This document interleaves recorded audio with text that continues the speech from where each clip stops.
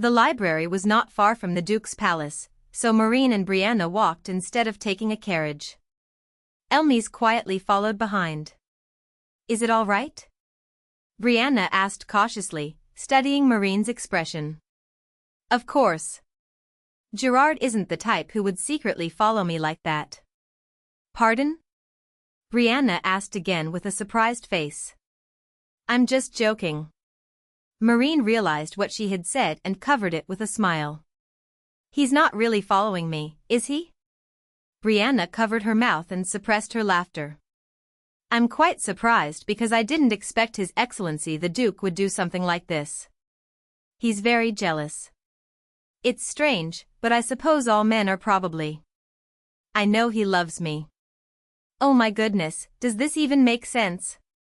Marine looked around and whispered softly, her earlobes turning red as she covered her face with both hands to cool her hot cheeks. Brianna looked at Marine with a smile on her lips.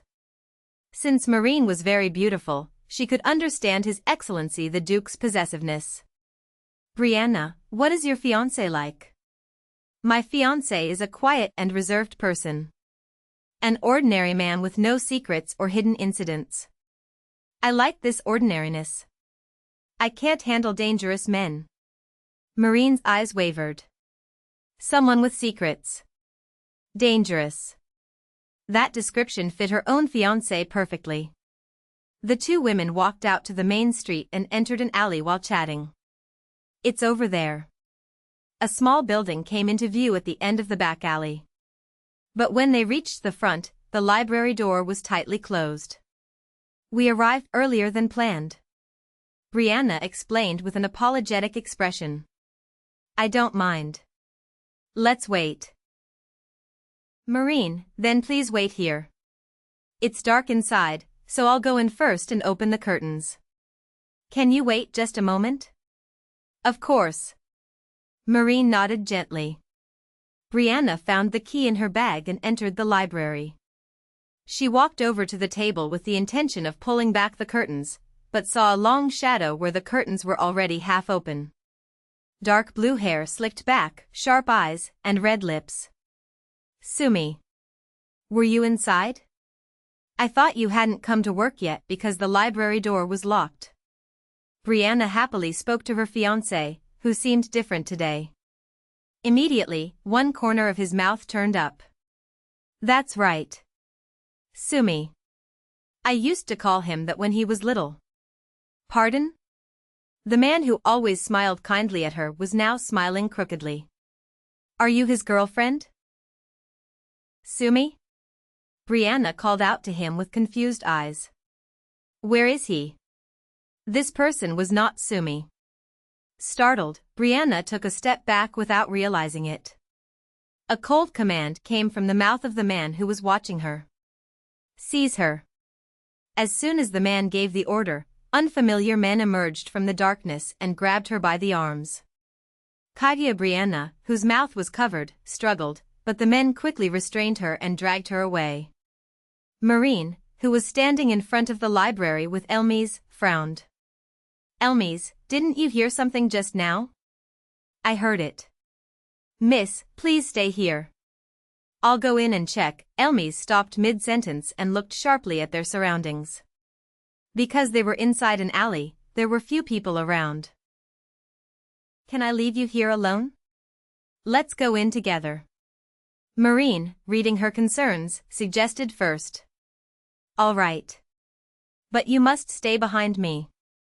"Understood." They opened the door and entered carefully. Books were stacked on both sides of the entrance.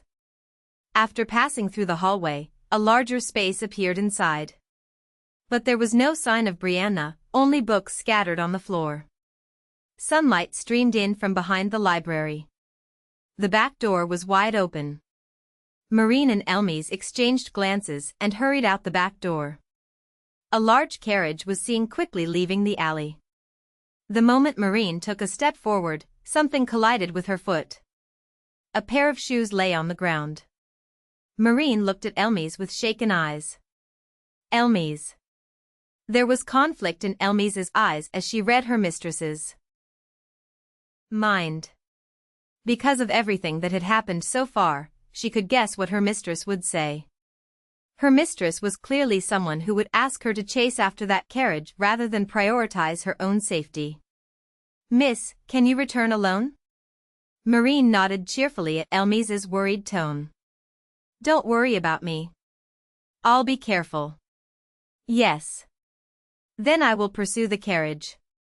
In the blink of an eye, Elmis climbed the wall of the building, jumped onto the roof, and began chasing the carriage. Marine watched Elmis disappear into the distance, then picked up the shoes and turned around. She had to hurry and get help from Gerard. When she entered the library again, she saw a man wearing glasses organizing the books scattered on the floor. Marine took a step back and touched Jerome's bracelet so she could escape at any moment. She made eye contact with the man, who tilted his head curiously. "Who are you?" "Who are you?"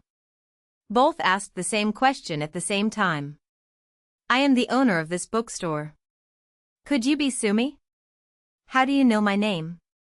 There was a faint warning evident in Sumi's voice. "Brianna has just been kidnapped." "What?" He looked at her suspiciously, as if asking what nonsense she was speaking. "I'm Marine Schwenz. I don't know if you've heard from Brianna, the Duke of the West's fiancée?" When Sumi showed recognition, Marine nodded and quickly explained the situation. "Yes. My maid is currently chasing the kidnapper. Do you have any idea who it might be?" "Shizi." He spat out the name as if in anger. "Is this person the culprit?" He let out a deep sigh, took off his glasses, and pushed back the bangs covering his eyes. When Marine saw this, her eyes widened as if struck by an earthquake. There was a familiar face in front of her. Why is he here? His Excellency the Duke of the South? Marine stared at the man in amazement and confusion. As Marine stared at him with confused eyes, his hardened expression became resolute. "I am the twin brother of the current Duke of the South." "I see." Marine couldn't hide her surprised expression and turned away. Marine looked at him, bewildered by this information she had never known. He bowed his head and asked politely, "May I meet the Duke of the West?" When Marine looked at him with puzzled eyes, he raised his head and continued. "I don't believe I can resolve this situation on my own." "All right. I was actually planning to go immediately. Please lead the way." Gerard stared silently at the man standing before him with an expressionless face. "It has been a long time, Duke of the West." Marine stood next to Olive at the back and watched the confrontation between the two with bated breath. "Have you been hiding here? I didn't think he would find me anywhere near the Duke of the West's palace. But he found you." "Unfortunately." There was deep remorse in Sumi's voice. "I don't understand what you're discussing, but shouldn't we save Brianna first?" Marine urged the two with a nervous expression. "If the current Southern Duke has any sense, the lady will be fine," Gerard said to Marine as if to reassure her. "Wait a moment. Does this mean the Southern Duke kidnapped Brianna?" Gerard and Sumi nodded simultaneously. "What do you mean if he has any sense?" "Oh, I'm sorry. I don't mean to insult your brother." Marine apologized to Sumi with a remorseful look. Sumi smiled bitterly and shook his head. "He needs me. So he won't be able to touch a single hair on Brianna's head until I show myself. Then you must hurry and save her. Marine, if you let him go like this, he will die." Gerard, who had been listening to their conversation, spoke in a decisive voice. "What?" Marine opened her eyes wide, her expression asking, "What are you talking about?" Gerard looked at the man in front of him. "Isn't that right?